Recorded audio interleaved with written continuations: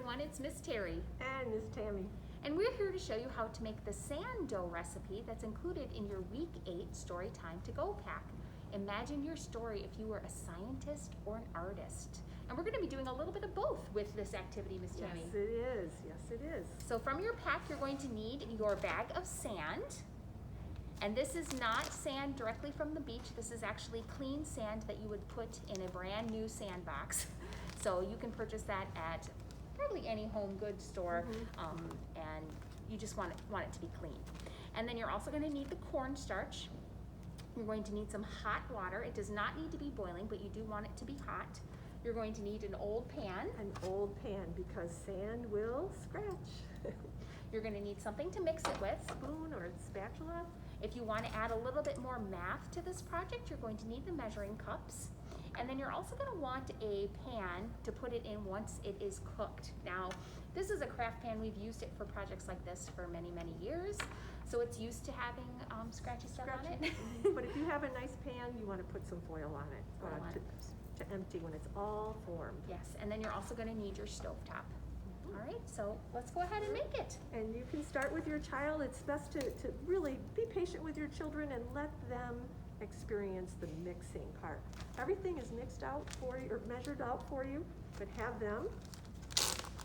You can dump it from the bag, or if you want to measure to make a little more math, depending on the age of your child. So go ahead and pour the 2 cups of sand. Let them pour the 2 cups of sand into the pot. And if you notice, we are not on the stove yet, so you can do this on a table or at the counter first. All this is before the heat. And then the let's use this one up. That's right. The cornstarch. And you can talk a little bit about the science terms of we're mixing the dry ingredients or the solids together. And gentle stir mix. So the colors will blend together.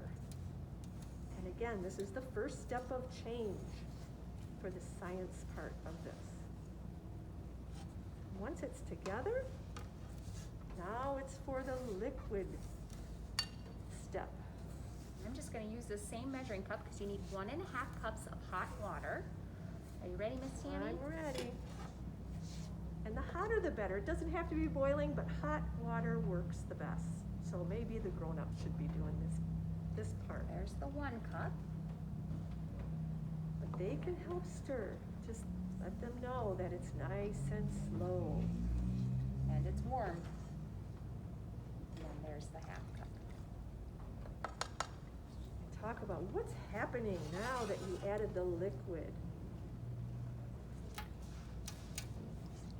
Stirring together. And this is not a recipe for tasting. Not a tasting for your senses. Just looking, listening, and later feeling. So this is the time you're going to put it, for grown-ups to put it on the stove top. And then you're going to stir and stir and stir constantly until your dough forms, until it looks like mashed potatoes consistency. And don't stop stirring, because then it will really make a hard mess in your pan. But so keep continuing to stir until it heats up and then starts to change.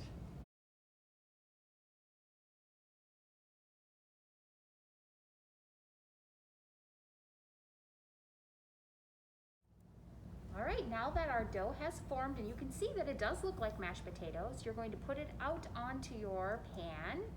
And this is pretty warm, so don't dive your fingers into that right away. Miss Tami's scraping it out. Gives you a workout with your muscles too. And try to get as much as possible out of the pan while you're scraping it. And then after you empty the pan, put water in your pan. And wash it out right away. Wash it, because it will stick and dry on your pan. There we go. I'm just going to hold this over here, okay? Okay. So you can spread it out a little bit on your foil pan. Let it get cool enough that you can touch it. And then you can have some fun. And it will stay hot just for a few minutes. I was going to get out the little bag of stones and shells that are in the pack. So once it is cool enough to touch, you can use it basically like Play-Doh. And you can have your child try to build a sand castle, or they could use their dinosaurs from the dinosaur story pack to make fossils, bury them, and then uncover them. And if you'd like your creation to become permanent, what should they do, Miss Tami? Oh, you can put it on a paper plate or a piece of cardboard, and as they're forming and creating, you can just let it sit and air dry, and it will, after they put all of the fun things in it, if you want to build a castle, it will dry nice and hard and be able to keep it as a sculpture. That sounds like a lot of fun.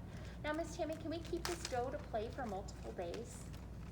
You can. It doesn't stay too long, but if you put it in a sealed container in the refrigerator, it will stay a couple days. But they're going to want to create right away. We've included a little pennant if you would like to build a sandcastle, and some rocks and some shells, so you can go ahead and use your imagination and build and build. So you can just test it a little bit. But what you want to do is encourage your child, taking little bits of it. You can start with a base, and that's the map that you can bring into it. So if I keep moving my fingers, it's still a little warm right now. It actually feels great on adult hands. It really does. So you can talk about building a structure. You can have a base. Gee, how can we use our fingers and hands, and you can build and you can pinch just like you were at the seashore, at the beach. You can pinch and squeeze. You can make towers and anything you want. Have them use the fingers. Help your child. Do it together. It's a great project to do together. Enjoy.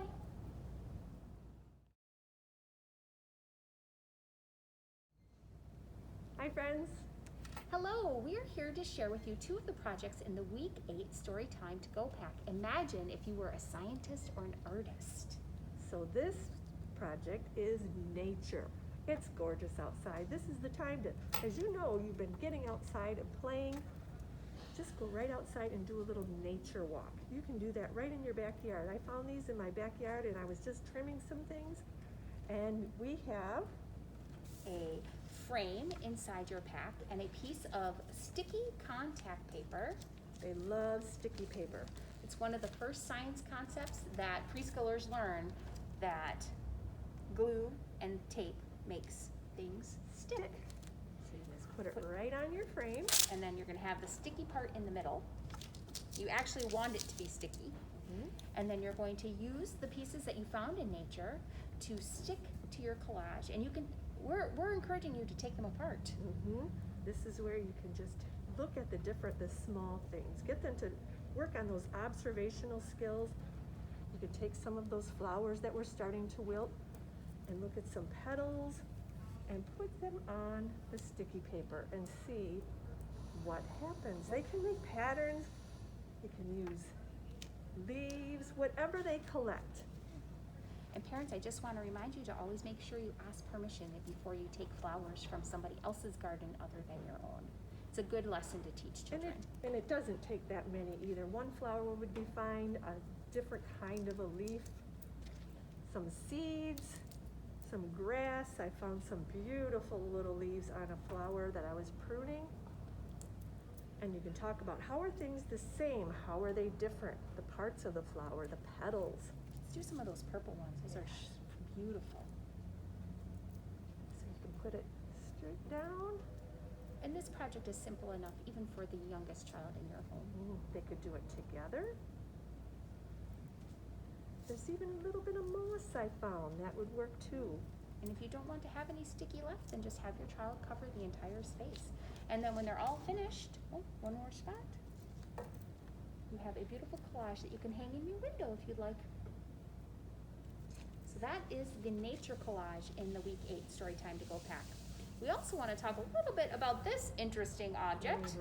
Not everybody's is going to look the same. That's the beauty of this project. But this is a nature paintbrush. And we've included one for you, but there's also instructions on how to make your own. So you're going to look for a stick. that will work for about the size of a paintbrush stick. There's a piece of tape. There's actually 2 pieces of tape in your Storytime to Go pack. And then this is the part that you need to find. You want to talk a little bit about that? Sure, and that's where, don't find just one stick, find different ones. And then ask your child, I wonder what this would make, what kind of a paintbrush, what kind of lines with the paint and patterns it will make. All we do is take some paint, Which is included in your pack, and then there's also a piece of regular white paper. This is not the watercolor paint. it's just plain construction paper, and the different kinds of nature materials. Oh, I wonder what will happen if I swirl it Oh, now it's kind of sticking together. back and forth. So use different textures of things. You can use leaves, you could use grasses, more twigs. And I promise your child would probably be more creative than even what you would imagine. Yes. And if you're having some difficulty with the paintbrushes going in these little cups, just go ahead and scoop it out and put it on a paper plate so they can really get the... Or if you're using really delicate things, you could add a little bit of water to your paint to water it. Sure. But just using different tools, and that's what we've been talking about with this technology part in early childhood. It's not always electronic. The tools are the tools that we can make things work. So enjoy these 2 projects. Hi, it's Miss Terry, And Miss Tami, and we're here to share a project from the Week 8 Storytime to Go pack. Imagine if you were a scientist and an artist. And this project, again, brings science and art together, and we're going to be talking about absorption and solubility, which are some big words, but it's okay to use big words with your children. Just explain what they mean as you go along. So for this project, you're going to need a tool, a permanent marker. and they love permanent markers. Yes. Just give them limitations. It has to be right here. Yeah, exactly. You're also going to need some paper towel, and any kind of paper towel will do. We've included a piece in your pack for you, and you're going to want to fold it in half, just like so. You're going to need a shallow pan with about 1 inch of water in it, and then what's not included in your pack are some colorful washable markers. Washable works the best. So you're going to start by drawing, making words, whatever you want on the front side of the paper towel. If you want to show that when you're done. So Miss Tami just wrote, "Be kind," On the front. and then you you're can going to open it and do a little bit more with the black marker inside. There's no right or wrong to this. Not a Whatever bit. your child feels like creating, just encourage them. And then you're going to color the inside part. Be careful not to get it into the water until you're ready. So you can color, they can scribble. And the more colors, the prettier it'll probably turn out. But really, again, there's no right or wrong. This is another somewhat process-based art. Just allow the children to explore and create. And some kids just like one color, and that's okay too. Squiggles, yes, one color is fine. And Some scribble, put a little bit of yellow on it. Now I'm just scribbling, but you can do anything. Pick it up and put it.